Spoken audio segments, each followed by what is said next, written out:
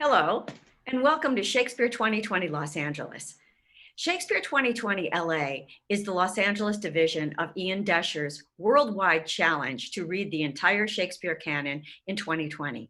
We're nearly halfway through the canon, and today's Love's Labor's Lost is our labor of love. I would like to introduce you to our players today: Jason Rennie, Martin Hillier, Christopher Carbo, Ron Dorn, Sasha Venn, Megan Wells, Taylor Marr, Cameron Prince, Chris Klein, and Jessica Dahlgren. With some fun facts, today's dramaturge is our technical wizard, Jason Rennie. Thank you, Mary. Curiosity abounds regarding the inspiration and construction of Shakespeare's Love's Labor's Lost, believed to have been written around 1594. But one part of the puzzle seems certain. Many facets of the comedy refer to Queen Elizabeth's visit in 1591 to a village on the southern coast of England named Titchfield. And while there is not any confirmed documentary evidence of Shakespeare's whereabouts between 1585, when his twins were born, and 1592, when he was confirmed to have been in London, a preponderance of evidence suggests that he may have witnessed the Queen's Titchfield visit in person. The evidence also suggests that Titchfield played a vital role in Shakespeare's life during these so-called lost years. Note that actors and playwrights were not all that popular in London during England's conflicts with Spain beginning in 1585, particularly following the defeat of the Armada in 1588. Add to that a reemergence of the plague between 1592 and 1593, which closed the London theaters. It would have been especially tough for someone like Shakespeare to have made a living. So he likely did what many other notable artists were doing at the time: seek out an attachment to a wealthy, aristocratic household. Luckily for him, he had an inside line to one such family, the Southamptons, whose primary residence was in Titchfield and was led by the widowed second Countess of Southampton, Mary Brown. And this countess was distantly related to, and reportedly rather close with, Shakespeare's mother, Mary Arden. The Countess had a young son, Henry, the third Earl of Southampton, who graduated from Cambridge in 1589 and would turn 17 years old in 1590. The Countess appears to have invited Shakespeare to Titchfield, perhaps as early as 1589, to teach in the local school and to be a tutor and companion for Henry. It is also believed that the Countess commissioned Shakespeare for a series of 17 birthday sonnets to persuade young Henry to get married. This would point to Henry being the fair youth that we find in these sonnets, and the frequent use of the word rose in those poems, likely a play on Henry's last name, which would have been pronounced Roseley at that time. Much has been theorized about the relationship between Shakespeare and the Earl. Sordid conjecture aside, there are a couple things we can say with reasonable certainty. 1. The Earl was Shakespeare's patron between at least 1592 and possibly as late as 1594. And 2, Shakespeare wrote a dedication for only 2 of his works, Venus and Adonis in 1593 and The Rape of Lucrece in 1594, and both of these were to the same person, Henry Roseley, 3rd Earl of Southampton and Baron of Titchfield. The Southamptons were well known for hosting grand festivals and entertainments. Many of Shakespeare's early plays may have been written with an eye toward performance at Titchfield: Comedy of Errors, Two Gentlemen of Verona, Taming of the Shrew, Romeo and Juliet, and A Midsummer Night's Dream. Our play today, Love's Labor's Lost, with its abundance of references to local people and places and recalling Queen Elizabeth's recent visit, is a fitting love letter to the little coastal village that played such a vital role in Shakespeare's early career. Thank you, Jason.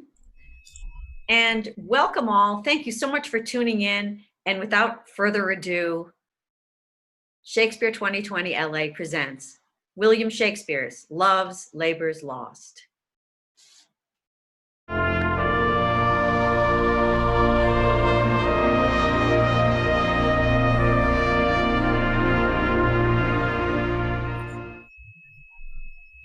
Act 1, Scene 1. Enter Ferdinand, King of Navarre, Berowne, Longueville, and Domaine. Let fame that all hunt after in their lives live registered upon our brazen tombs, and then grace us in the disgrace of death, when, spite of cormorant devouring time, the endeavor of this present breath may buy that honor which shall bait his scythe's keen edge, and make us heirs of all eternity. Therefore, brave conquerors, for so you are, that war against your own affections, and the huge army of the world's desires, our late edict shall strongly stand in force. Navarre shall be the wonder of the world. Our court shall be a little academe, still and contemplative in living art. You three, Baroon, Domain, and Longaville, have sworn for 3 years' term to live with me, my fellow scholars, and to keep those statutes that are recorded in this schedule here. Your oaths are passed, and now subscribe your names. That his own hand may strike his honor down, that violates the smallest branch herein. If you are armed to do as sworn to do, subscribe to your deep oaths and keep it too. I am resolved. 'Tis but a 3 years fast. The mind shall banquet though the body pine. Fat paunches have lean pates, and dainty bits make rich the ribs, but bankrout quite the wits. My loving lord, Dumaine is mortified that grosser manner of these world's delights he throws upon the gross world's baser slaves. To love, to wealth, to pomp, I pine and die, with all these living in philosophy. I can but say their protestation over. So much, dear liege, I have already sworn, that is, to live and study here 3 years.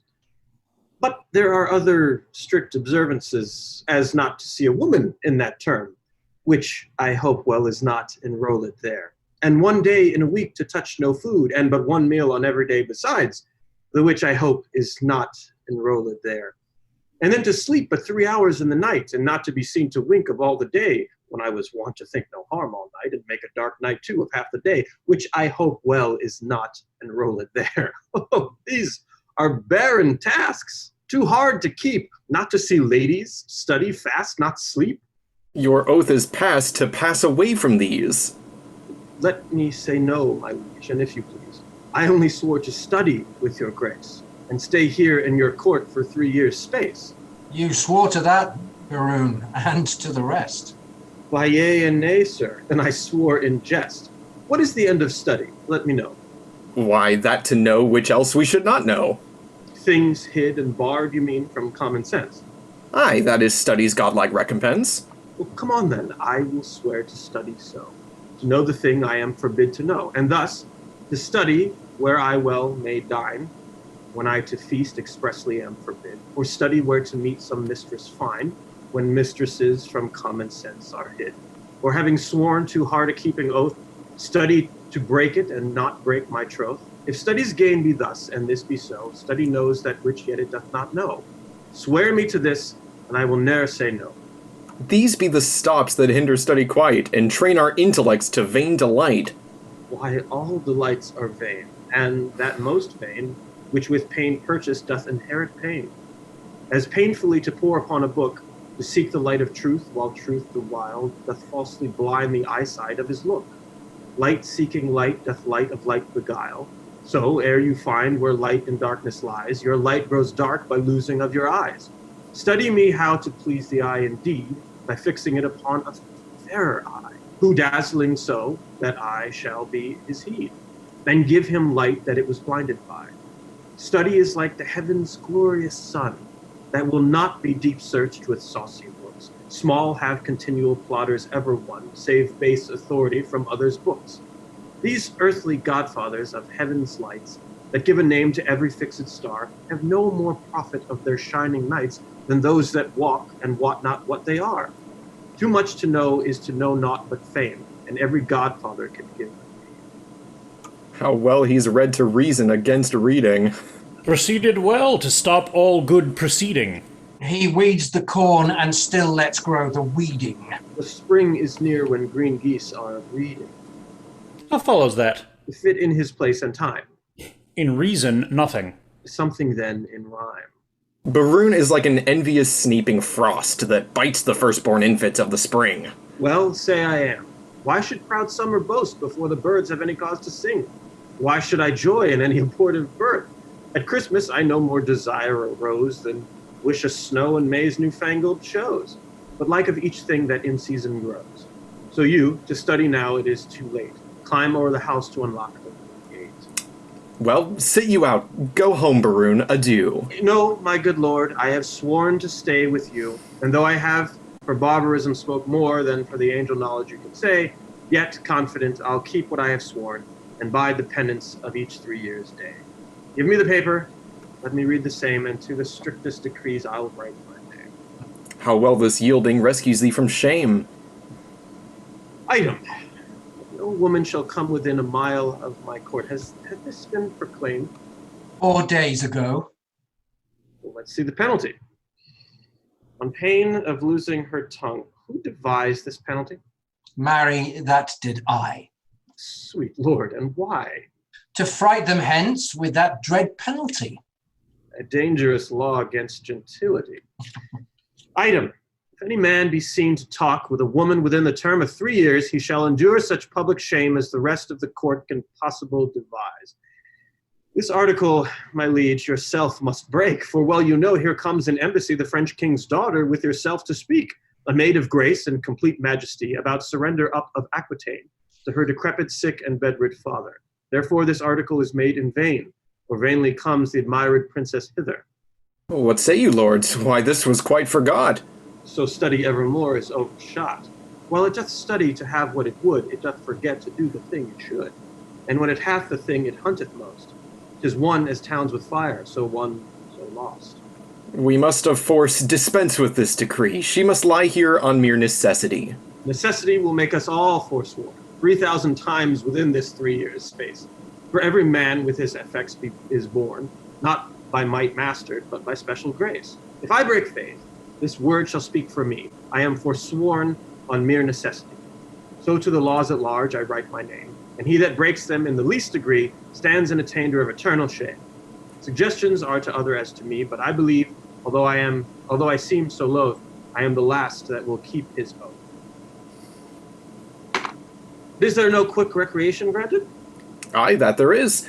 Our court, you know, is haunted with a refined traveller of Spain, a man in all the world's new fashion planted, that hath a mint of phrases in his brain, one who the music of his own vain tongue doth ravish like enchanting harmony, a man of compliments, whom right and wrong have chose as umpire of their mutiny, this child of fancy that our motto hight, for interim to our studies shall relate in high-born words the worth of many a knight from tawny Spain lost in the world's debate.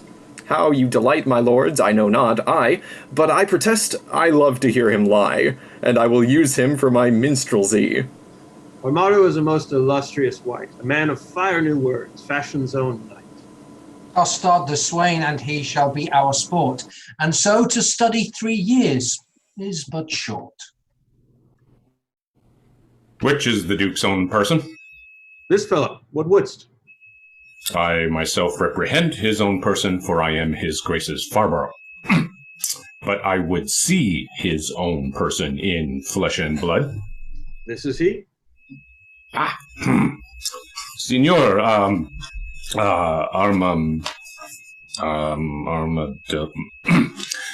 commends you. There's villainy abroad. This letter will tell you more. Sir, the contempts thereof are as touching me. A letter from the magnificent Armado. How low soever the matter, I hope in God for high words. A high hope for a low heaven. God grant us patience. To hear or forbear hearing? To hear meekly, sir, and to laugh moderately, or to forbear both. Well, sir, be it as the style shall give us cause to climb in the merriness. The matter is to me, sir, as concerning Jacinetta. The matter of it is, I was taken with the matter. In what manner? In manner and form following, sir, all those 3. I was seen with her in the manor house, sitting with her upon the form, and taken following her into the park, which, put together, is in manner and form following. Now, sir, for the manner, it is the manner of a man to speak to a woman. For the form, in some form. For the following, sir? As it shall follow in my correction, and God defend the right. Will you hear this letter with attention? As we would hear an oracle. Such is the simplicity of man to hearken after the flesh. Great Deputy, the Welkin's Vicegerent, and sole dominator of Navarre, my soul's earth's god and body's fostering pastron. Not a word of costard yet. So it is. Maybe so, but if he say it is so, he is in telling true, but so. Peace. Be to me, and every man that dares not fight. No words. Of other men's secrets, I beseech you. So it is, besieged with sable-colored melancholy, I did commend the black oppressing humour to the most wholesome physic of thy health-giving air. And as I am gentleman, betook myself to walk, the time when, about the 6th hour, when beasts most graze, birds best peck, and men sit down to that nourishment which is called supper. So much for the time when. Now for the ground which I mean I've walked upon. It is yclept thy park. Then for the place where I mean I did encounter that obscene and most preposterous event that draweth from my snow-white pen the ebon-coloured ink, which here thou view'st, behold'st, surveyest, or seest. But to the place where it standeth north-northeast, and by east from the west corner of thy curious knotted garden, there did I see that low-spirited swain, that base minnow of thy mirth, Me? that unlettered small-knowing soul, Me? that shallow vassal, Still me? which, as I remember, hight costard, Oh, me! sorted and consorted, contrary to thy established proclaimed edict and continent canon, which with this passion to say wherewith, With a wench. with a child of our grandmother Eve, a female, or for thy more sweet understanding, a woman. Him I, as my ever-esteemed duty pricks me on, have sent to thee to receive the meed of punishment by thy sweet grace's officer, Anthony Dull, a man of good repute, carriage, bearing, and estimation. Me? And you please you, I am Anthony Dull. For Jaquenetta, so is the weaker vessel called, which I apprehended with the aforesaid swain, I keep her as a vessel of thy law's fury, and shall, at the least of thy sweet notice, bring her to trial. Thine, in all compliments of devoted and heart-burning heat of duty, Don Adriano de Armado. Not so well as I looked for, but the best that ever I heard. Aye, the best for the worst. But, Cyril, what say you to this? Sir, I confess the wench. Did you hear the proclamation? I do confess much of hearing of it, but little of the marking of it. It was proclaimed a year's imprisonment to be taken with a wench. I was taken with none, sir. I was taken with a damsel. It was proclaimed damsel. This was no damsel, neither, sir. She was a virgin. It is so very too, for it was proclaimed virgin. If it were, I deny her virginity. I was taken with a maid. This maid will not serve your turn, sir. This maid will serve my turn, sir. Sir, I will pronounce your sentence. You shall fast a week with bran and water. I'd rather pray a month with mutton and porridge. And Don Armado shall be your keeper. My Lord Baroon, see him delivered o'er. And go we, lords, to put in practice that which to each of us so strongly sworn. I'll lay my head to any goodman's hat. These oaths and laws will prove an idle scorn. Sarah, come on. I suffer for the truth, sir. For truth it is I was taken with Jaquenetta, and Jaquenetta is a true girl, and therefore welcome the sour cup of prosperity. Affliction may one day smile again. Until then, sit thee down, sorrow. Act 1, Scene 2. Enter Armado and Moat, his page. Boy, what sign is it when a man of great spirit grows melancholy? A great sign, sir, that Mhm. he will look sad. Why, sadness is one of the self-same thing, dear imp. No, no. Oh, Lord, sir, no. How canst thou part sadness and melancholy, my tender juvenile? By familiar demonstration of the working, my tough signor. Why, tough signor? Why, tough signor? Why, tender juvenile? Why, tender juvenile? I spoke it, tender juvenile, as a congregant epitheton appertaining to thy young days, which may nominate tender. And I, tough signor, as an appurtenant title to your old time, which we may name tough. Pretty and apt. How mean you, sir? I, pretty, and my saying apt? Or I, apt, and my saying pretty? Thou pretty because little, Little pretty because little, wherefore apt? and therefore apt because quick. Speak you this in my praise, master? If thy condign praise. I will praise an eel with the same praise. What? That an eel is ingenious. That an eel is quick. I do say thou art quick in answers. Thou hearest my blood. I am answered, sir. I love not to be crossed. He speaks the mere contrary. Crosses love, not him. I have promised to study 3 years with the Duke. You may do it in an hour, sir. Impossible. How many is once thrice told? I am ill at reckoning. It fitteth the spirit of a tapster. You are a gentleman and a gamester, sir. I confess both. They are both the varnish of a complete man. Then I am sure you know how much the gross sum of deuce ace amounts to. It doth amount to one more than two. Which the base vulgar do call three. True, true. Why, sir, is this such a piece of study? Now, here is three, studied ere you'll thrice wink. And how easy is it to put years to the word three, and study 3 years in 2 words? The dancing horse will tell you. A most fine figure. Prove you a cipher. I will hereupon confess I am in love, and as it is base for a soldier to love, so am I in love with a base wench.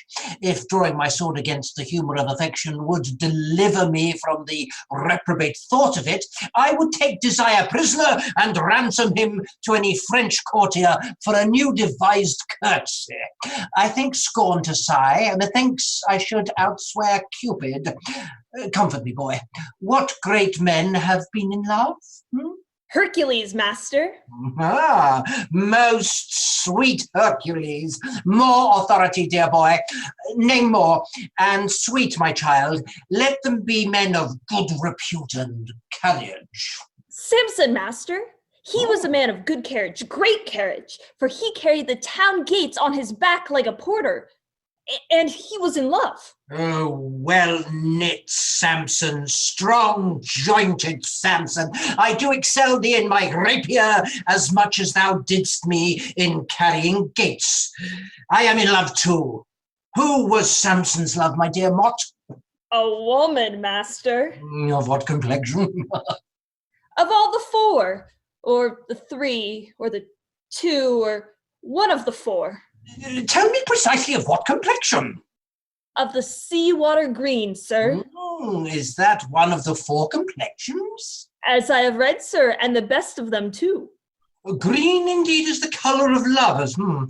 But to have a love of that colour, methinks Samson had small reason for it. He surely affected her for her wit. It was so, sir, for she had a green wit. My love is most immaculate white and red. Most immaculate thoughts, master, are massed under such colors. Define, well-educated infant. My father's wit and my mother's tongue assist me. A sweet invocation of a child, most pretty and pathetical. If she be made of white and red, her faults will ne'er be known. For blushing cheeks by faults are bred, and fears by pale white shown. Then she is fear, or to be blamed, by this you shall not know. For still her cheeks possess the same, which native she doth owe. A dangerous rhyme, master, against the reason of white and red.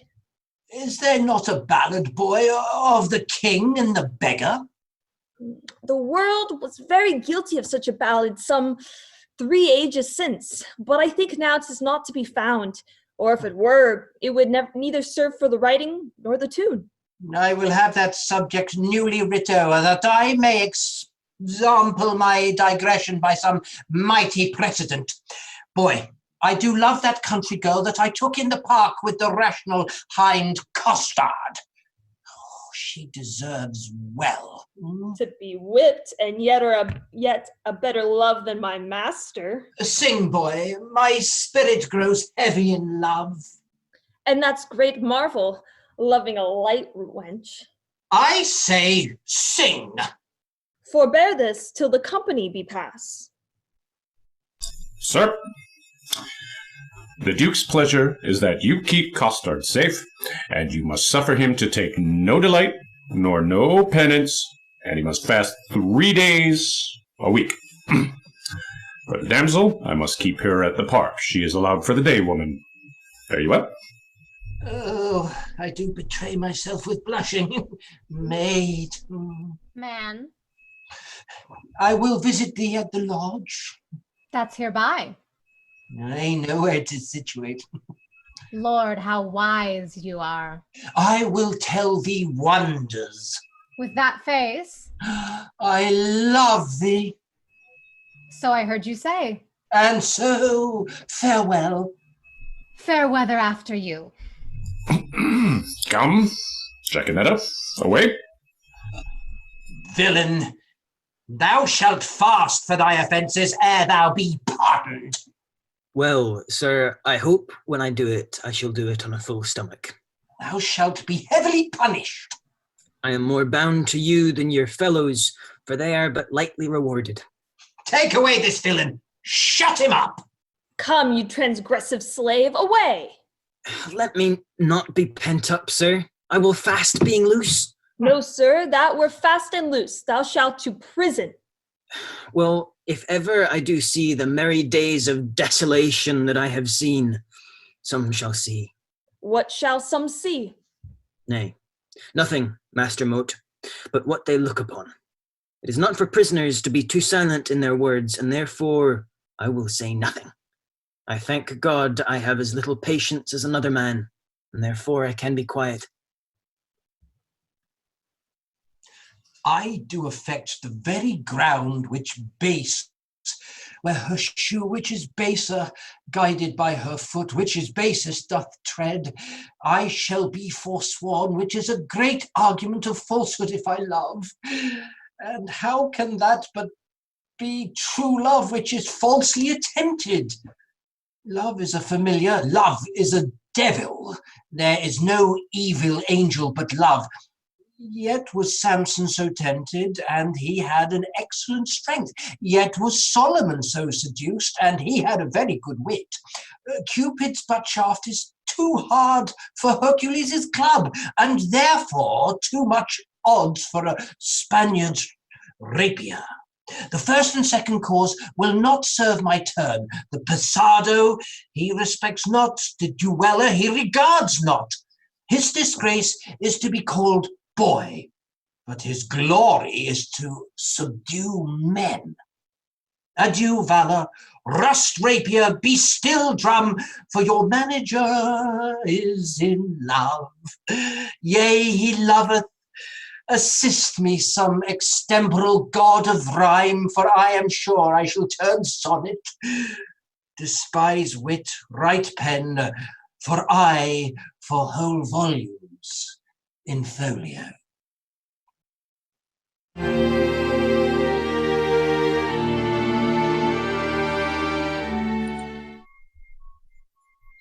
Act 2, Scene 1. Enter the Princess of France with 3 attending ladies, Rosaline, Maria, and Catherine, and Boyet. Now, madam, summon up your dear spirits, consider who the king your father sends, to whom he sends, and what's his embassy. Yourself held precious in the world's esteem, to parley with the sole inheritor of all perfections that a man may owe, matchless Navarre. the plea of no less weight than Aquitaine, a dowry for a queen.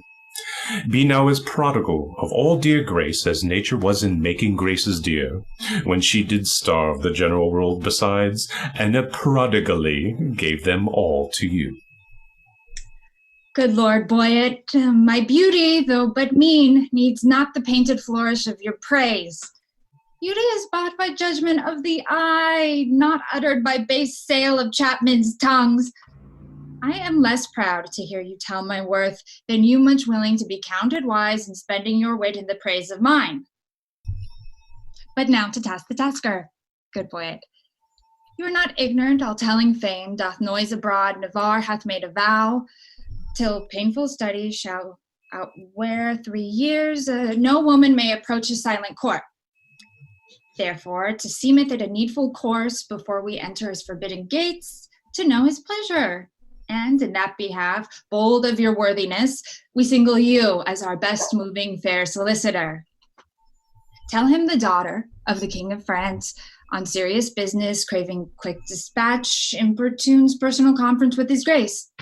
Haste signifies so much while we attend, like humble visaged suitors, his high will. Proud of employment, willingly I go. All pride is willing pride, and yours is so. Who are the votaries, my loving lords, that are vow fellows with this virtuous duke? Lord Longueville is one. Know you the man? I know him, madam. At a marriage feast between Lord Perigord and the beauteous heir of Jacques Falconbridge, solemnized in Normandy, saw I this Longueville, a man of sovereign parts. He is esteemed, well fitted in the arts, glorious in arms. Nothing becomes him ill that he would well. The only soil of his fair virtue's gloss, if virtue's gloss will stain with any soil, is a sharp wit matched with too blunt a will, whose edge hath power to cut, whose will still wills. It should none spare that come within his power. Some merry mocking lord, belike. Is it so? They say so most that most his humors know. Such short-lived wits do wither as they grow. Who are the rest? The young Dumaine, a well-accomplished youth, of all that virtue loved for virtue loved, of most power to do most harm, least knowing ill, for he hath wit to make an ill shape good, and shape to win grace, though he had no wit. I saw him at the Duke Alençon's once, and much too little of that I saw, of good I saw, is my report to his great worthiness. Another of these students at the time was there with him. I have heard a truth. Barone, they call him, but a merrier man within the limit of becoming mirth, if I never speak an hour's talk withal. His eye begates occasion for his wit.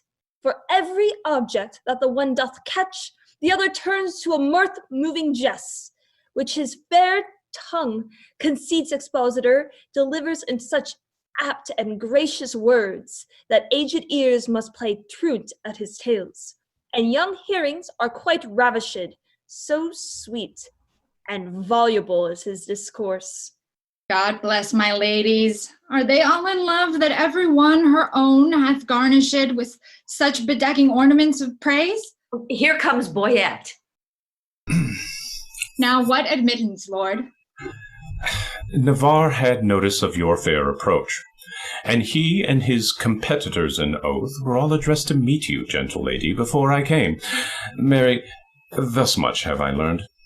He rather means to launch you in the field, like one that comes here to besiege his court, than to seek a dispensation for his oath to let you enter his unpeopled house.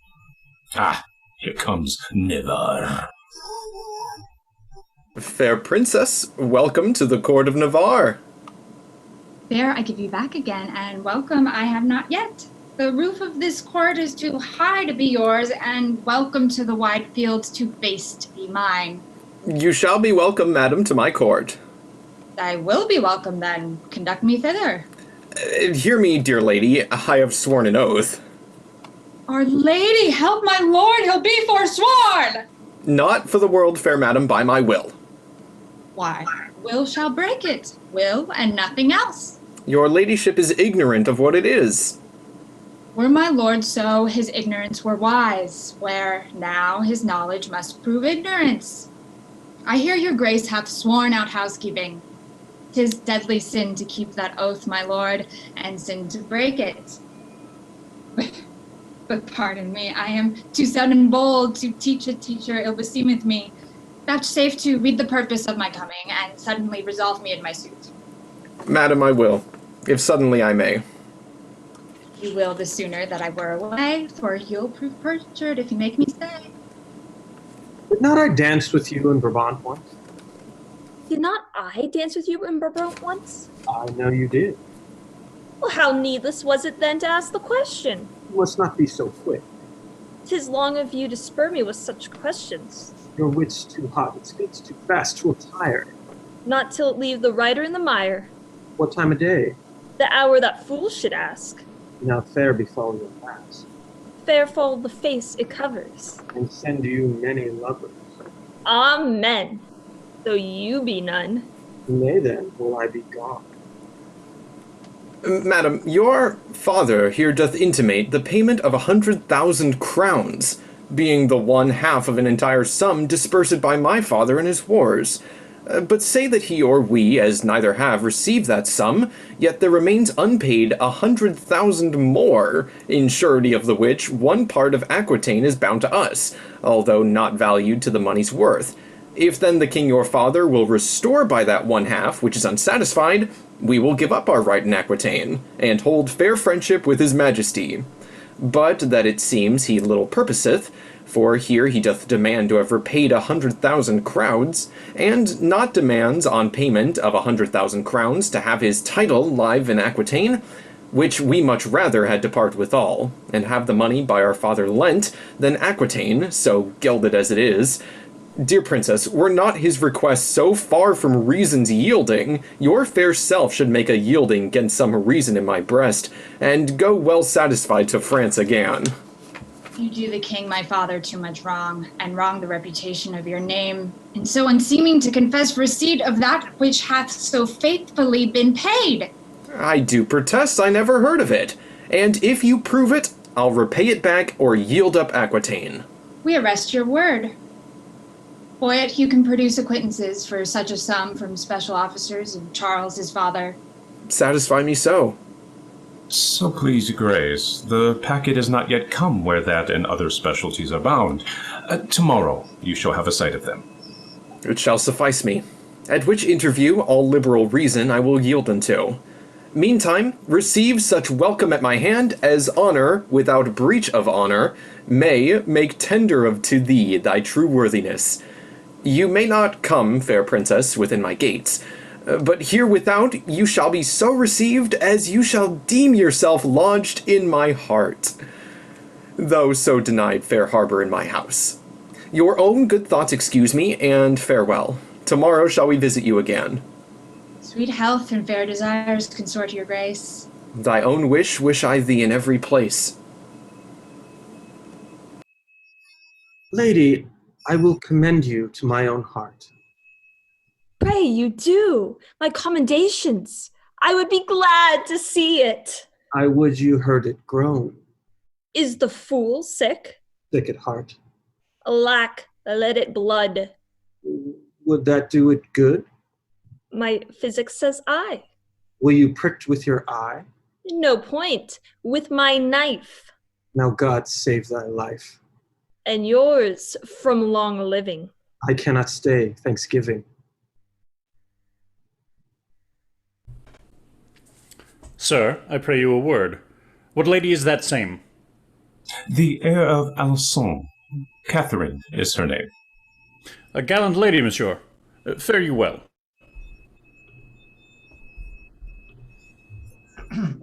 I beseech you a word.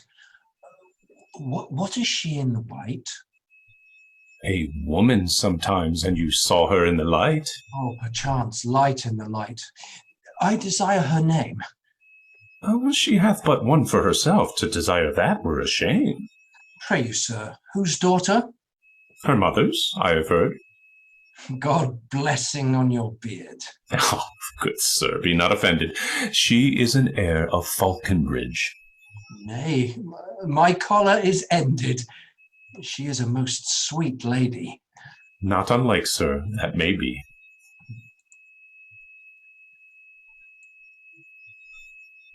What's her name in the cap? Rosaline, my good hap. Is she wedded or no? To her will, sir, and so. You're welcome, sir. Adieu. Farewell to me, sir, and welcome to you.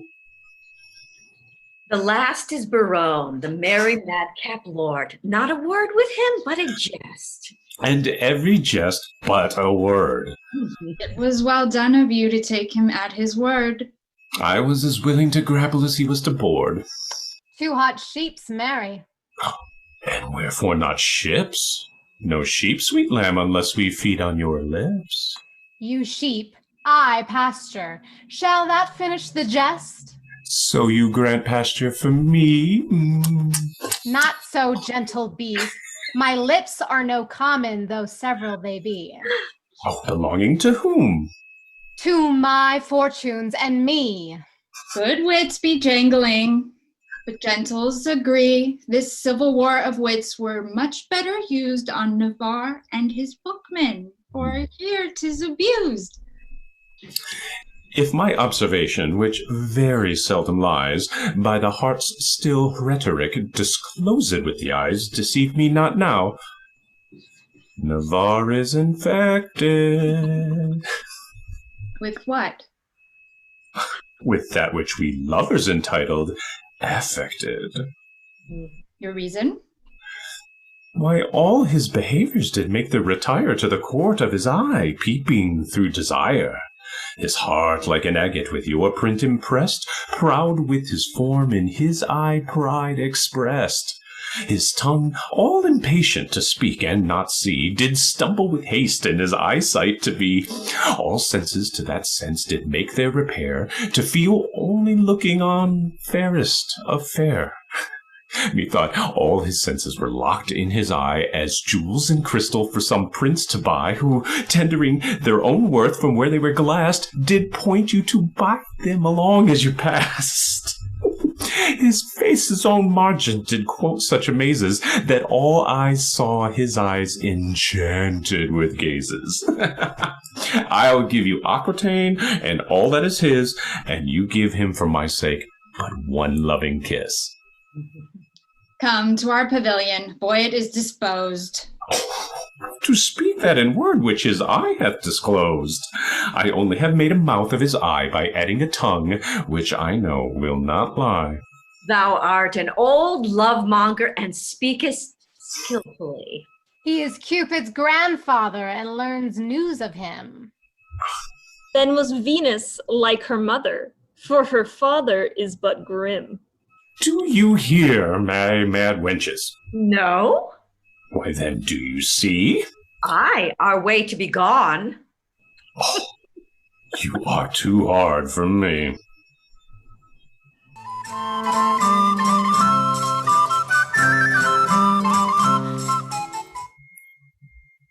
Act 3, Scene 1. Enter Armado and Moat. Warble, child, make passionate my sense of hearing. Concolian. Sweet air, go tenderness of years. Take this key, give the enlargement to the swain, bring him festinately hither. I must employ him in a letter of my love. Master, will you win your love with a French brawl?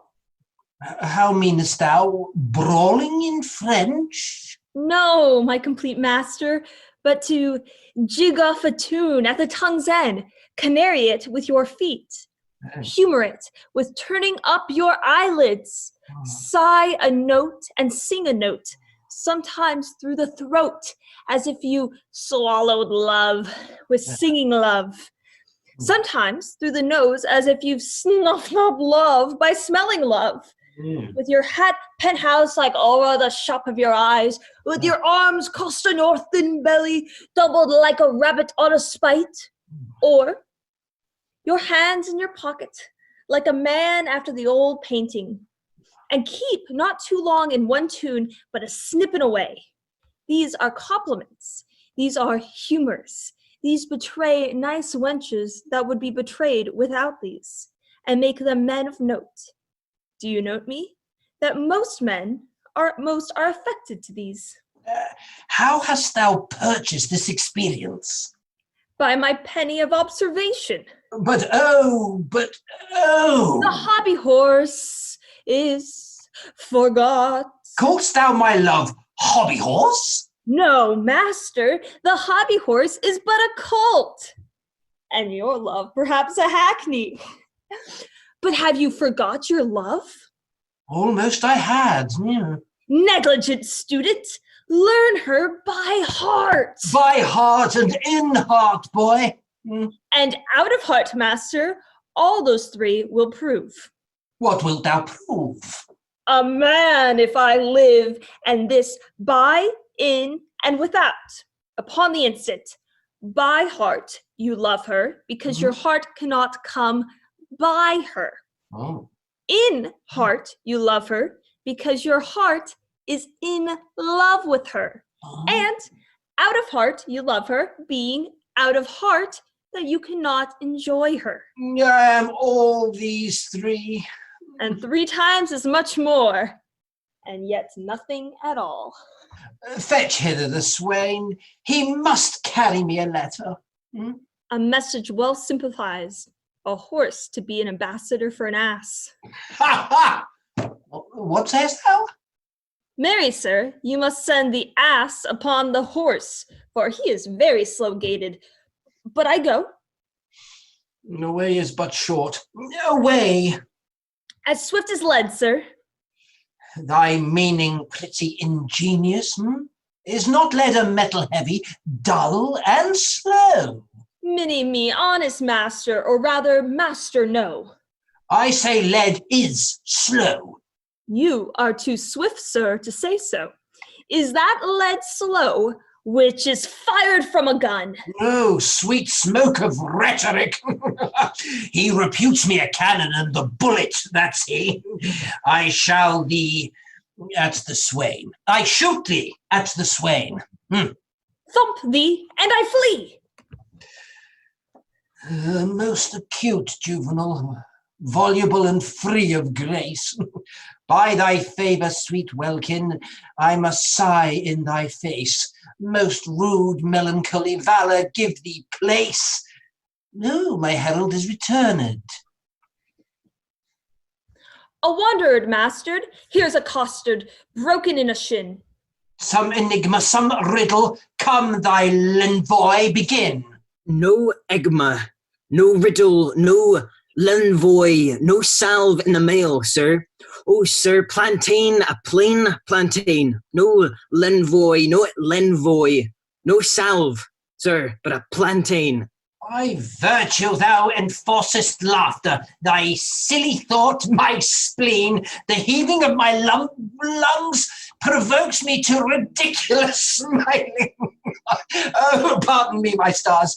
Doth the inconsiderate take salve from l'envoy, the word l'envoy for his salve? Do the wise think them other?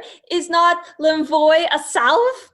No, page, it is an epilogue or discourse to make plain some obscure precedence that hath tofore been sane. I will example it.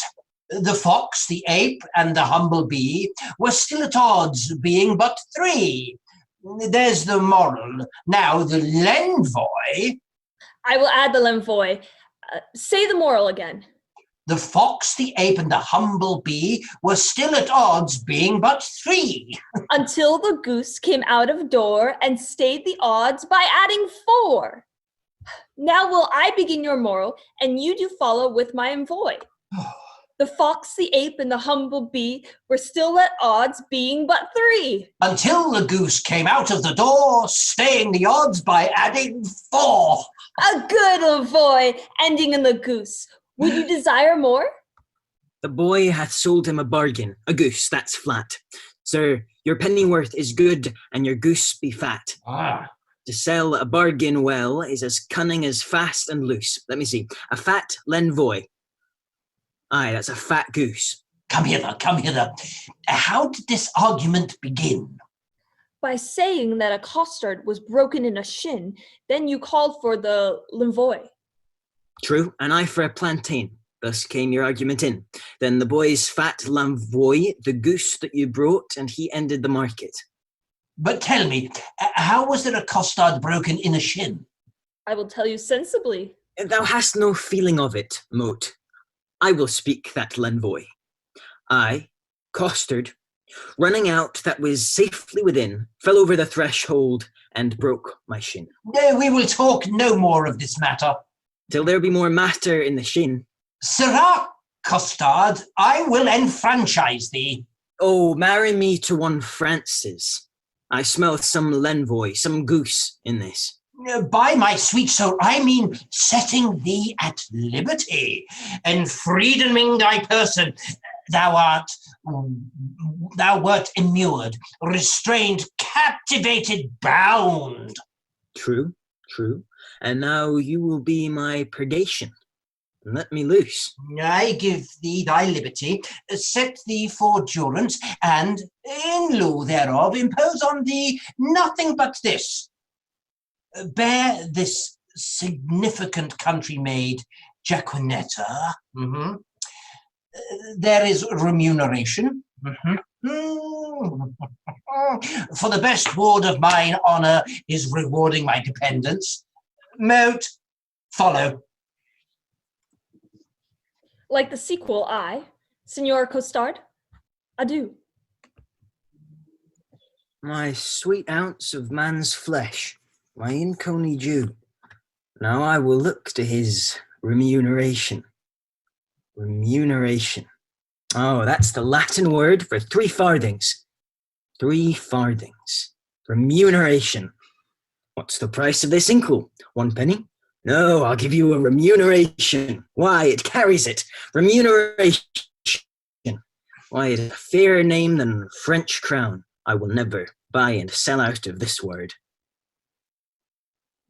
A good knave, Costard. Exceedingly well met. Pray you, sir, how much carnation ribbon may a man buy for a remuneration? What is a remuneration? Marry, sir, halfpenny farthing. Why then, 3 farthing worth of silk. I thank your worship. God be with you. No, stay, slave. I must employ thee. As thou wilt win my favour, good my knave, do one thing for me that I shall entreat. When would you have it done, sir? This afternoon. Well, I will do it, sir. Fare you well. Thou knowest not what it is. I shall know, sir, when I've done it. Why, villain, thou must know first. I will come to your worship tomorrow morning. It must be done this afternoon. Hark, slave, it is but this. The princess comes to hunt here in the park, and in her train there is a gentle lady. When tongues speak sweetly, then they name her name, and Rosaline they call her. Ask for her, and to her white hand see thou do commend this sealed up counsel. There's thy grid. Go. Garden. Oh, sweet garden. Better than remuneration. 11 pence farthing better. Most sweet garden. I will do it, sir. In print. Garden. Remuneration. And I, forsooth, in love. I that have been love's whip, a very beadle to a humorous sigh, a critic, nay, a night watch constable, a domineering pedant o'er the boy, than whom no mortal so magnificent. This wimpled, whining, purblind, wayward boy, the Signor Junior, giant dwarf, Dan Cupid, regent of love rhymes, lord of folded arms, the anointed sovereign of sighs and groans, liege of all loiterers and malcontents, dread prince of plackets, king of codpieces, sole imperator of great general of trotting parators. Oh, my little heart! And I to be a corporal of his field and wear his colors like a tumbler's hoop. What? I love? I sue? I seek a wife? A woman that is like a German clock, still a-repairing, ever out of frame, and never going aright, being a watch, but being watched that it may still go right? Nay, to be perjured, which is worst of all, and among three to love the worst of all, a whitely wanton with a velvet brow, with two pitch balls stuck in her face for eyes. Aye, and by heaven, one that will do the deed, though Argus were her eunuch and her guard. And I to sigh for her, to watch for her, to pray for her. Go to, it is a plague that Cupid will impose for my neglect of his almighty, dreadful little might. Well, I will love, right? Sigh, praise, sue, groan. Some men must love my lady, and some Joan.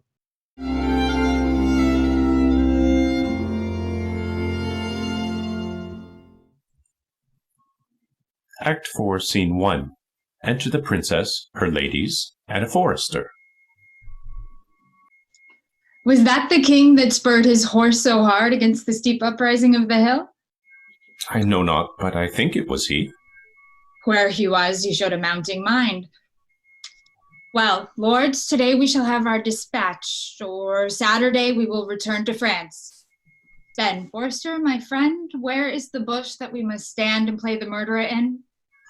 Hereby, upon the edge of yonder coppice, a stand where you may make the fairest shoot. I thank my beauty, I am fair that shoot. And thereupon thou speakest the fairest shoot. Pardon me, madam, for I meant not so. What? First praise me, and again say no? Oh, short-lived pride. Not fair, alack for woe. Yes, madam, fair. Nay, never paint me now. Where fair is not, praise cannot mend the brow. Here, good my glass. Take this for telling true. Fair payment for foul words is more than due. Nothing but fair is that which you inherit. See, my beauty will be saved by merit.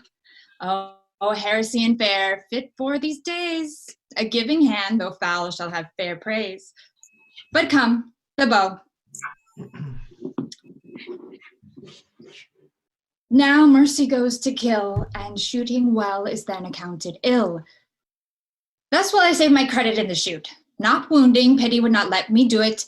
If wounding, then it was to show my skill. That more for praise than purpose meant to kill. And out of question, so it is sometimes. Glory grows guilty of detested crimes, when for fame's sake, for praise an outward part, we bend to that the working of the heart. As I, for praise alone, now seek to spill the poor dear's blood, that my heart means no ill. Do not cursed wives hold that self-sovereignty only for praise sake, when they strive to be lords or their lords? Only for praise, and praise we may afford to any lady that subdues a lord. Well, here comes a member of the Commonwealth. Dig ye down, pray you, which is the head lady? Thou shalt know her, fellow, by the rest that have no heads. Which is the greatest lady, the highest? The thickest and the tallest. Well, the thickest and the tallest. It is so, truth is truth, and your waist, mistress, were as slender as my wit. One of these maid's girdles for your waist should be fit. Are you not the chief woman? You are the thickest here. What's your will, sir? What's your will? I have a letter from Monsieur Baron to one Lady Rosaline. Oh, thy letter. He's a good friend of mine. Stand aside, good bear. Boyet, you can carve. Break up this capon. I am bound to serve. Oh, this letter is mistook. It importeth none here. It is writ to Jacanetta. We will read it, I swear. Break the neck off the wax, and everyone give ear.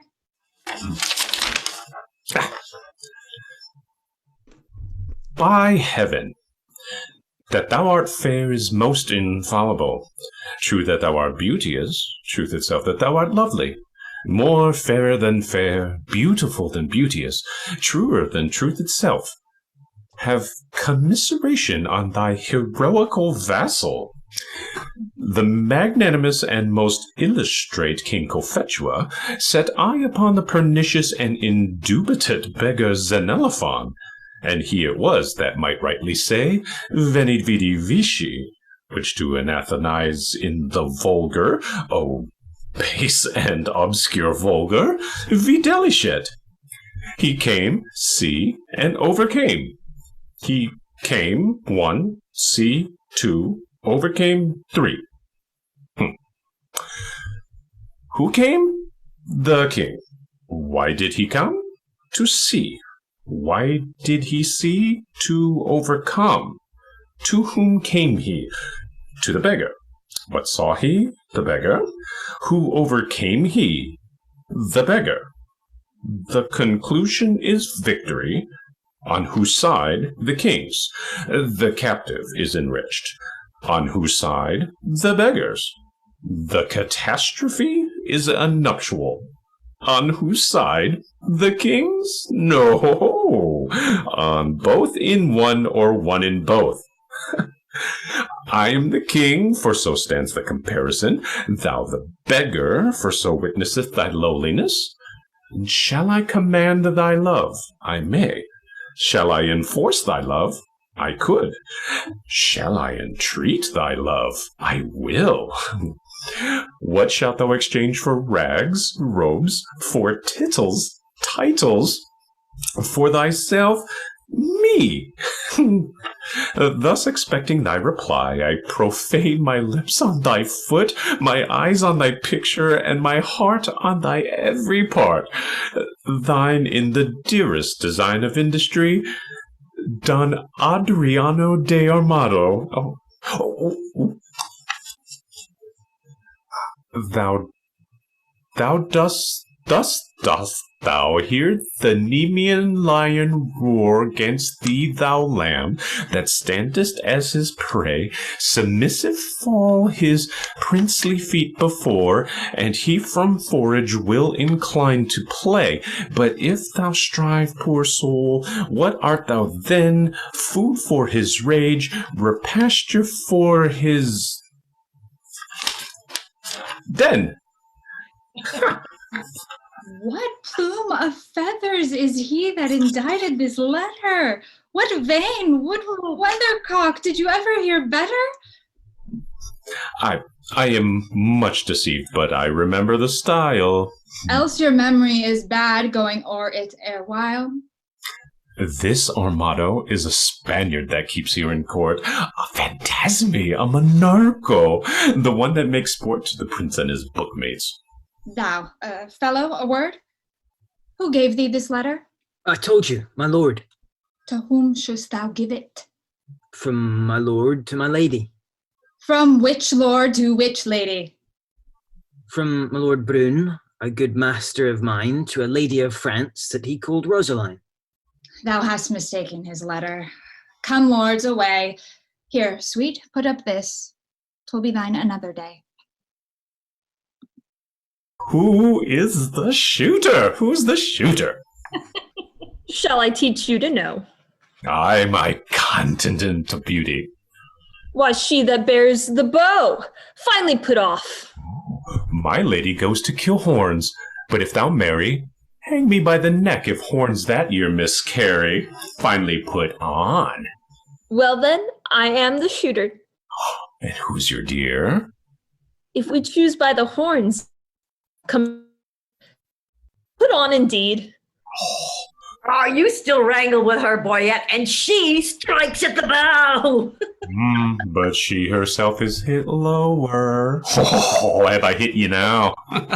Shall I come upon thee with an old saying that was a man when King Pippin of France was a little boy, as touching the hit it? Oh, so I may answer thee with one as old. There was a woman when Queen Guinevere of Britain was a little wench, as touching the hit it.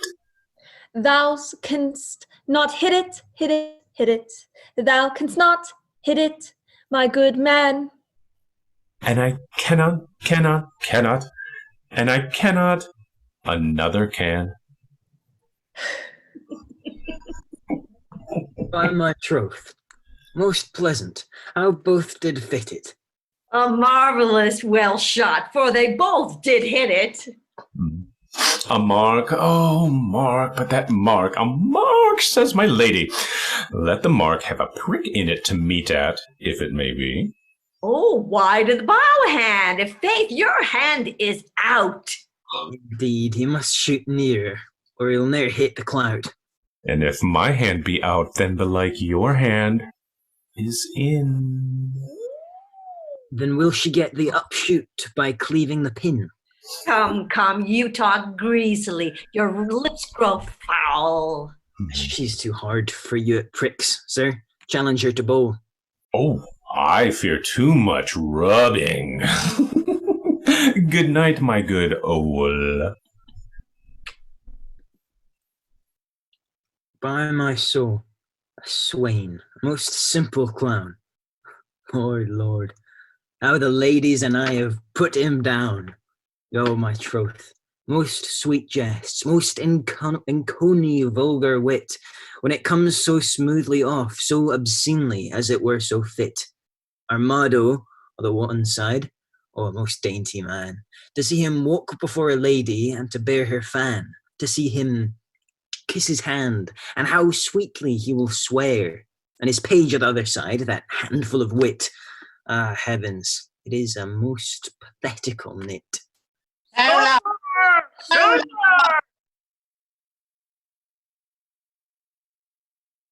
Act 4, Scene 2. Enter Holofernes, the pedant, Nathaniel, the curate, and Dull, the constable. A very reverend sport, truly, and done in the testimony of a good conscience. But there was, as you know, sanguine and blood, ripe as the palm water, who now hangeth like a jewel in the ear of Calo, the sky, the welkin, the heaven, and upon falleth like a crab on the face of terror, the soil, the land, the earth. Truly, Master Holofernes, the epithets are sweetly varied, like a scholar at the least. But, sir, I assure you, it was a buck of the first head. Sir Nathaniel, aut credo. It was not a hod credo. 'Twas a pricket. Most barbarous intimation, yet a kind of let me take that back. Most barbarous intimation, yet a kind of insinuation, as it were, in way of explication, facere, as it were, reputation, or rather ostentary, to show, as it were, his inclination after his undressed, unpolished, uneducated, unpruned, untrained, or rather unleaded, or ratherist, unconfined fashion, to insert again my odd credo for a deer. I said the deer was not a hod credo. 'Twas a pricket. Twice sought simplicity, his coctus. O thou monstrous ignorance, how deformed dost thou look! Sir, he hath never fed of the dainties that are bred in a book. He hath not eat paper, as it were. He hath not drunk ink. His intellect is not replenished. He is only an animal, only sensible in the duller parts. And such barren plants are set before us that we thankful should be, which we obtain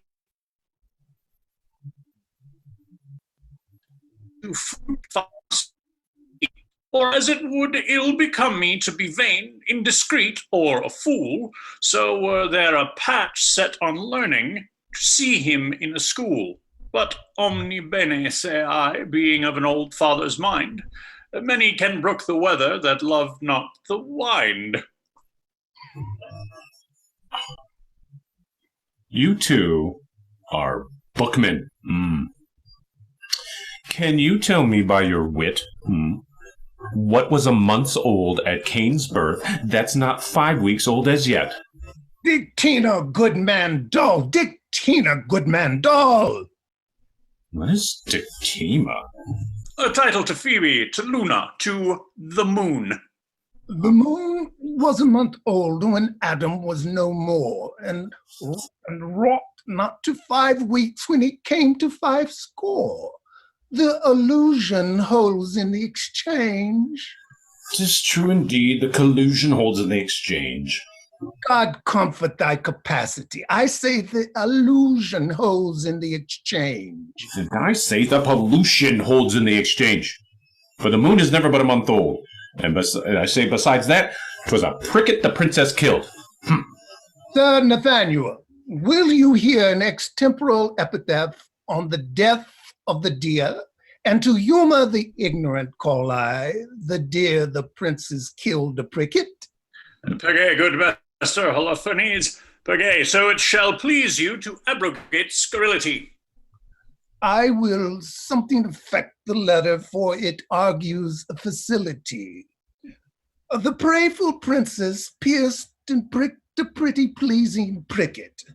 Some say a sore, but not a sore till now made sore with shooting.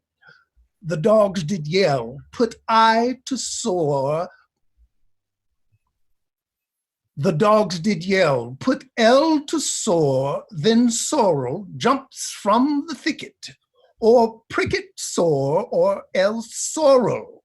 The people fall a hooting. If sore be sore, then L to sore makes 50 sores or sorrow. If one sore, I am 100, make by adding but one more L. A rare talent. The talent be a claw. Looks how he claws him with a talent. This is a gift that I have simple, of foolish, extravagant spirit, full of forms, figures, shapes, objects, ideals, apprehensions, motions, revolutions. These are begot in the ventricle of memory, nourished in the womb of pia mater, and delivered upon the mellowing of occasion. But the gift is good in those in whom it is acute, and I am thankful for it. Sir, I praise the Lord for you, and so may my parishioners, for their sons are well tutored by you, and their daughters profit very greatly under you. You are a good member of the Commonwealth. Miracle, if their sons be ingenious, they shall want no instructions. If their daughters be capable, I will put it to them. But vir sapis qui pauca loquitur, a soul feminine saluteth us. God give you good morrow, master person. Master person quasi pierce one, and if one should be pierced, which is the one? Marry, master schoolmaster, he that is likeliest to a hogshead. Of piercing a hogshead, a good luster of conceit and a turf of earth, fire enough for a flint, pearl enough for a swine, 'tis pretty, it is well. Good master person be so, good as read me this letter. I was given by Custard and sent me from Don Armado. I beseech you, read it. Facile precor gelida, quando peccas omnis sub umbra ruminat, and so forth. Ah, good old Mantuan, I may speak of thee as the traveler doth of Venice. Venezia, chi non ti vede, non ti prezia. Old Mantuan, who understandeth thee not, loves thee not. Ure sola mi. Under pardon, sir, what are the contents? Or rather, as Horace says in his, verses? Aye, sir, and very learned. Let me hear a staff, a stanza, a verse. Lege domine. If love make me forsworn, sir, how shall I swear to love? Ah, never faith could hold, if not to beauty vowed. Though to myself forsworn, to thee I'll faithful prove. Those thoughts to me were oaks, to thee like osiers bowed. Study his bias leaves, and make his book thine eyes, where all those pleasures live that art would comprehend. If knowledge be the mark, to know thee shall suffice. Well learned is that tongue that well can thee commend. All ignorant that soul that sees thee without wonder, which is to me some praise that I thy parts admire. Thy eye Jove's lightning bears, thy voice is dreadful thunder, which not to anger bent is music and sweet fire. Celestial as thou art, oh, pardon love this wrong, that sings heaven's praise with such an earthly tongue. You find not the apostrophus and so miss the accent. Let me supervise the canzonet. Here are only numbers ratified, but for the elegancy, facility, and golden cadence of poesy, Heret. Ovidius Naso was the man, and why indeed Naso, but for smelling out the odoriferous flowers of fancy, the jerks of invention. Imitare is nothing. So doth the hound his master, the ape his keeper, the tired horse his rider. But damosella virgin, was this directed to you? Aye, sir, from one Monsieur Baron, one of the strange queen's lords. I will overglance the script. To the snow-white hand of the most beauteous Lady Rosaline. I will look again on the intellect of the letter for the nomination of the party writing to the person written unto. Your ladyship in all desired employment, Baron. Sir Nathaniel, this Baron is one of the votaries with the king, and here he hath framed the letter to a sequence of the stranger queens, which accidentally or by the way of progression hath miscarried. Trip and go, my sweet, deliver this paper in the royal hand of the king. It may concern much. Stay not thy compliment, I forgive thy duty. Adieu. Good custard, go with me. Sir, good God, Sir God, save your life. Out with thee, my girl. Sir, you have done this in the fear of God very religiously, and as a certain father saith. Sir, tell not me of the father. I do feel colorable colors, but to return to the verses, did they please you, Sir Nathaniel? Marvellous well for the pen. I do dine today at the father's of a certain pupil of mine, where if before repast it shall please you to gratify the table with the grace. I will, on my privilege, I have with the parents of the foresaid child or pupil, undertake your Benvenuto, where I will prove those verses to be very unlearned, neither savoring of poetry, wit, or invention. I beseech your society. And thank you too, for society, saith the text, is the happiness of life. And certes, the text most infallibly concludes it. Sir, I do invite you to, you shall not say me nay. Pauca verba, away! The gentles are at their game, and we will to our recreation.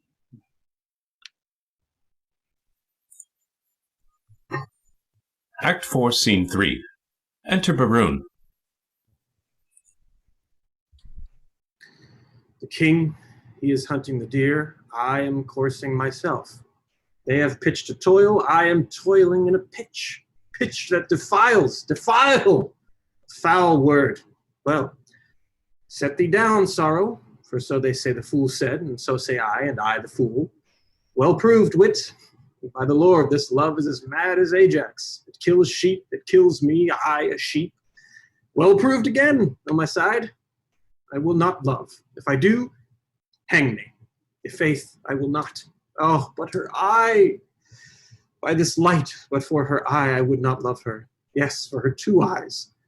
Well, I do nothing in the world but lie, and lie in my throat. By heaven, I do love. And it hath taught me to rhyme and to be melancholy.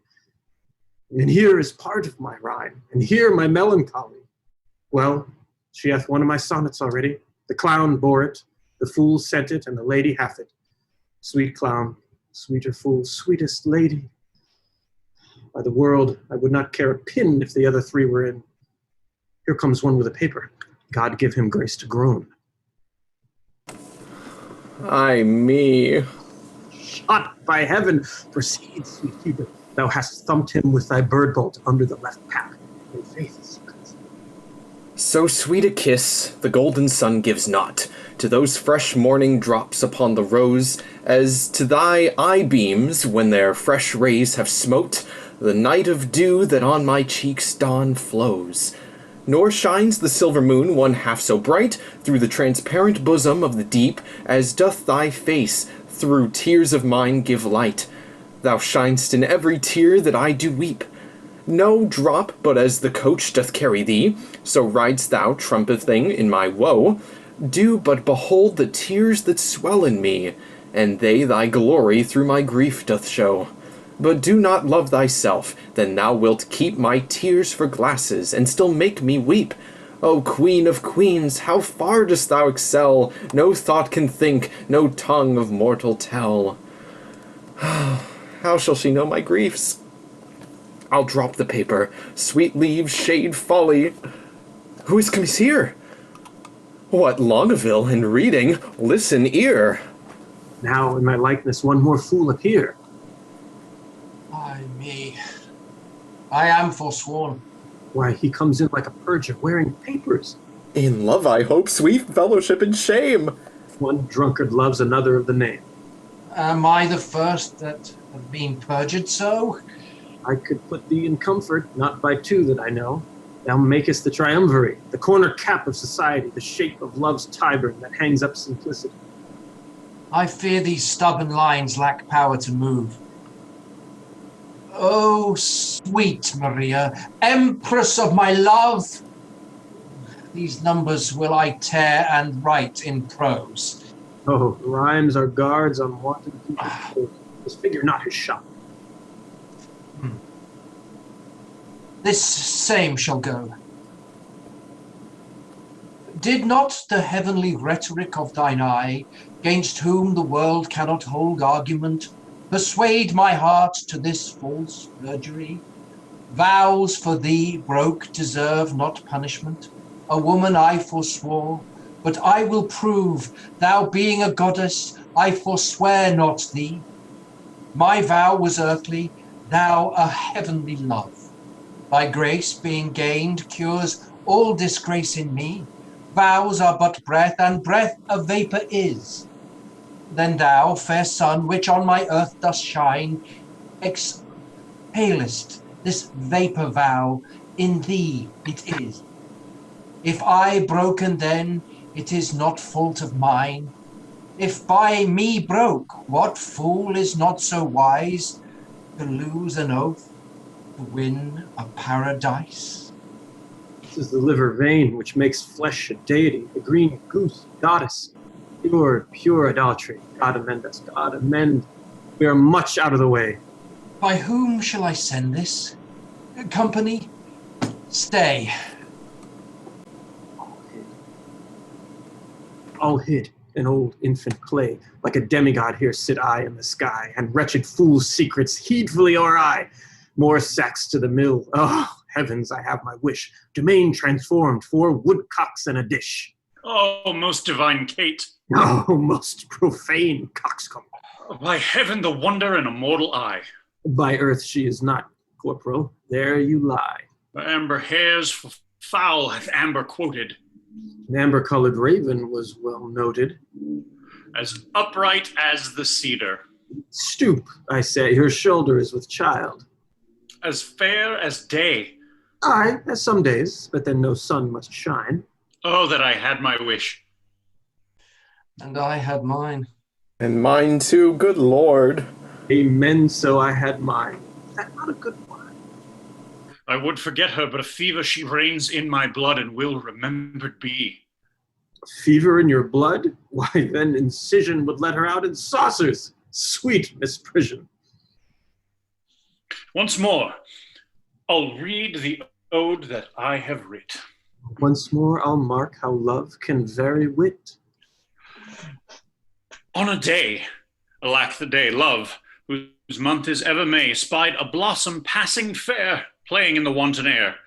Through the velvet leaves the wind all unseen can passage find, that the lover, sick to death, wished himself the heaven's breath.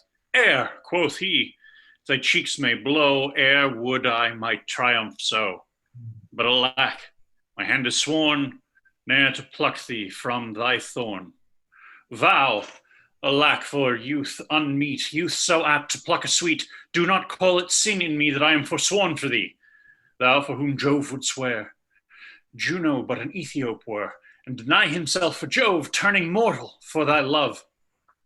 This will I send, and something else more plain that shall express my true love's fasting pain. Oh, would the king, Barone, and Longueville were lovers too! Ill to example, ill would from my forehead wipe a perjured note, for none offend where all alike do dote.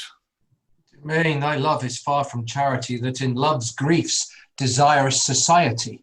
You may look pale, but I should blush, I know, to be o'erheard and taken napping so. Come, sir, you blush, as his your case is such. You chided him, offending twice as much. Do you not love Maria? Longueville did never sonnet for her sake compile, nor never lay his wreathed arms athwart his loving bosom to keep down his heart. I have been closely shrouded in this bush, and marked you both, for you both did blush. I heard your guilty rhymes, observed your fashion, saw sighs reek from you, noted well your passion.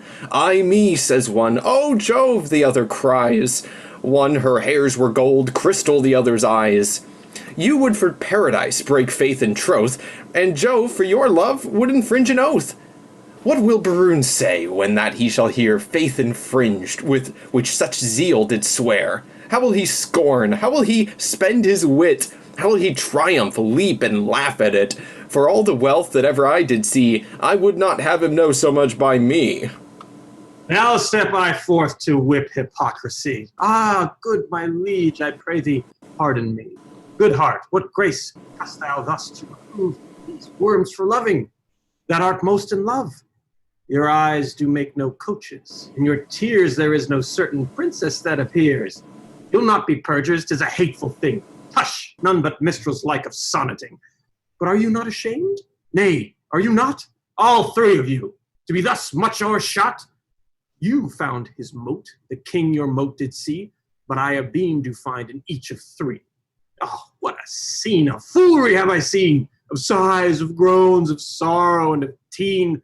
Oh, me, with what strict patience have I sat, to see a king transformed to a gnat, to see great Hercules whipping a gig, and profound Solomon to tune a jig, and Nestor play at pushpin with the boys, and critic Timon laugh at idle toys. Where lies thy grief? Oh, tell me, good Dumain, and gentle Longueville, where lies thy pain? And where are my lieges? All about the breast, a caudle, ho! Too bitter is thy jest. Are we betrayed thus to thy overview? Not you to me, but I betrayed by you. I that am honest, I that hold it sin, to break the vow I am engaged in. I am betrayed by keeping company with men like you, men of inconstancy. When shall you see me write a thing in rhyme, or groan for Joan, or spend a minute's time in pruning me? When shall you hear that I will praise a hand, a foot, a face, an eye, a gait, a state, a brow, a breast, a waist, a leg, a limb? Soft wither away so fast? A true man or a thief that gallops so? I post from love. Good lover, let me go. God bless the king. What present hast thou there? Certain treason. What makes treason here? Aye, it makes nothing, sir. If it mar nothing neither, the treason and you go in peace away together. I beseech you, your grace, let this letter be read. Our person misdoubts it. 'Twas treason, he said. Barune, read it over. Where hadst thou it? Of custard. Where hast thou it? Of Dun Adramadio. Dun Adramadio. How now, what is in you? Why dost thou tear it? Oi, my liege, a toy, your grace needs not fear. It did not move him to passion, and therefore let's hear it. It is Barone's writing, and here is his name. Ah, you wholesome loggerhead, you were born to do me shame. Guilty, my lord, guilty.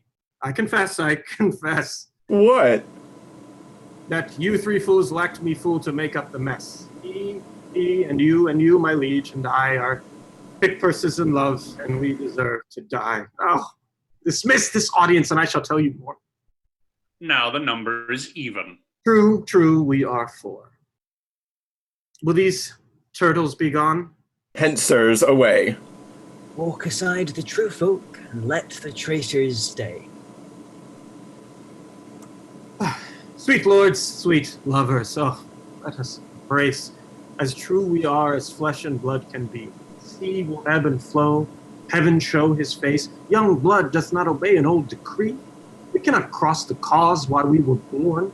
Therefore of all hands must we be forsworn. What, did these rent lines show some love of thine? Did they, quoth you?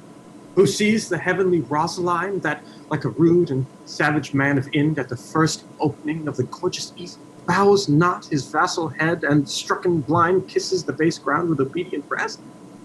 What peremptory, eagle-sighted eye dares look upon the heaven of her brow that is not blinded by her majesty? What zeal, what fury hath inspired thee now? My love, her mistress, is a gracious moon, she an attending star, scarce seen a light. My eyes are then no eyes, nor I Baroon. Oh, but for my love, day would turn to night. Of all complexions, the cold sovereignty do meet, as at a fair in her fair cheek, where several worthies make one dignity, where nothing wants, that want itself doth seek. Lend me the flourish of all gentle tongues. By painted rhetoric, oh, she needs it not. To things of sale a seller's praise belongs, she passes praise. Then praise too short doth blot. A withered hermit, 50 winters worn, might shake off 50 looking in her eye. Beauty doth varnish age as if newborn, and gives the crutch that cradles infancy. Oh, 'tis the sun that maketh all things shine. By heaven, thy love is black as ebony. Is ebony like her? Oh, word divine, a wife of such wood were felicity. Oh, who can give an oath? Where is a book? That I may swear beauty doth beauty lack, if that she learn not of her eye to look. No face is fair that is not full so black. Oh, paradox! Black is the badge of hell, the hue of dungeons in the school of night, and beauty's crest becomes the heavens' well. Devils soonest tempt resembling spirits of light. Oh, if in black my lady's brows be decked, it mourns that painting and usurping hair should ravish doters with a false aspect. And therefore, if she is born to make black fair, her favor turns the fashion of the days. For native blood is counted painting now, and therefore red, that would avoid dispraise, paints itself black to imitate her brow. To look like her, our chimney sweeper's black. And since her time, our colliers counted bright. And Ethiops of their sweet complexion crack. Dark needs no candles now, for dark is light. Your mistresses dare never come in rain, for fear their colors should be washed away. 'Twere good yours did, for, sir, to tell you plain, I'll find a fairer face not washed today. I'll prove her fair, or talk till doomsday here. No devil will fright thee then, so much as she. I never knew man hold vile stuff so dear. Look, here's thy love, my foot and her face. Oh, if the streets were paved with thine eyes, her feet were much too dainty for such tread. Oh, vile! Then as she goes, what upward lies the street should see as she walked overhead. But what of this? Are we not all in love? Nothing so sure, and thereby all forsworn. Then leave this chat, and, good Baroon, now prove our loving lawful, and our faith not torn. Aye, marry, there's some flattery for this evil. Oh, some authority, how to proceed, some tricks, some quillets, how to cheat the devil. Some salve for perjury. Oh, 'tis more than need. Have at you then, affection's men-at-arms. Oh, we have made a vow to study, lords, and in that vow we have forsworn our books.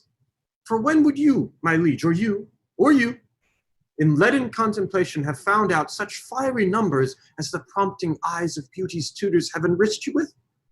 Other slow arts entirely keep the brain, and therefore, finding barren practisers, scarce show a harvest of their heavy toil. But love, first learned in a lady's eyes, lives not alone immured in the brain, but with the motion of all elements, courses as swift as thought in every power, and gives to every power a double power, above their functions and their offices. It adds a precious seeing to the eye. A lover's eyes will gaze an eagle blind. A lover's ear will hear the lowest sound when the suspicious head of theft is stopped. Love's feeling is more soft and sensible than are the tender horns of cockled snails. Love's tongue proves dainty Bacchus gross in taste. For valor is not love a Hercules, still climbing trees in the Hesperides? Subtle as Sphinx, as sweet and musical as bright Apollo's lute strung with his hair. And when love speaks, the voice of all the gods make heaven drowsy with the harmony. Never durst poet touch a pen to write until his ink were tempered with love's sighs. Oh, then his lines would ravish savage ears and plant in tyrants mild humility. From women's eyes this doctrine I derive. They sparkle till the right Promethean fire. They are the books, the arts, the academes that show, contain, and nourish all the world. Else none at all in aught proves excellent.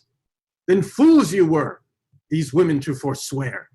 Or, keeping what is sworn, you will prove fools. For wisdom's sake, a word that all men love. Or for love's sake, a word that loves all men. Or for men's sake, the authors of these women. Or women's sake, by whom we men are men. Let us once lose our oaths to find ourselves, or else we lose ourselves to keep our oaths. It is religion to be thus forsworn, for charity itself fulfills the law, and who can sever love from charity? Saint Cupid, then, and soldiers to the field! Advance your standards, and upon them, lords, pell-mell down with them. What be first advised in conflict that you get the son of them? Now to plain dealing. Lay these glozes by. Shall we resolve to woo these girls of France? And win them, too! Therefore, let us devise some entertainment for them in their tents. First, from the park, let us conduct them thither. Then homeward, every man attach the hand of his fair mistress. In the afternoon, we will with some strange pastime solace them, such as the shortness of the time can shape. For revels, dances, masks, and merry hours, forerun fair love, strewing her way with flowers. Away, away! No time shall be omitted, that will betime and may by us be fitted. Allons, allons! Sowed cockle reaps no corn, and justice always whirls an equal measure. Light wenches may prove plagues to men forsworn. If so, our copper buys no better treasure.